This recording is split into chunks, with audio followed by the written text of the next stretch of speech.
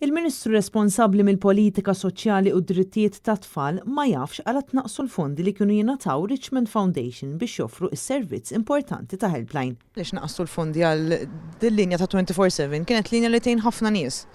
Imqax iddeċidejtu li twaqfulhom il-fondi u jieqaf is-servizz.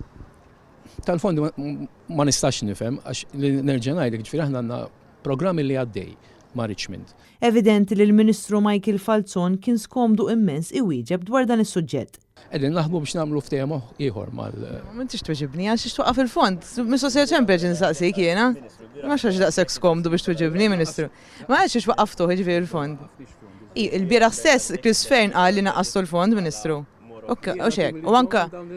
Mela. Le, ma l-bieraħ stess anka Richmond kommentaw. Bil-Ministru jibqa' jaħrab milli jgħidilna għal tnaqsu dawn il-fondi. Ministru nerġa' nsaqsik ma jkjoġbok le ma x'dak infatt il-bieraħ li Richmond stess kommentaw fuqu.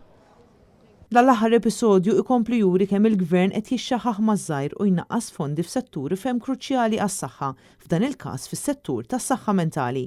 Il-kap eżekuttiv ta' Richmond Foundation stess ikkonfermat li minħabba dan it-tnaqqis fil-fondi se jkollhom inaqsu is-sigħat tal-operat tagħhom. Bħalissa din il-fondazzjoni qed topera lejl unaj biex tilqa' telefonati tan-nies ikollhom bżonn għajnuna.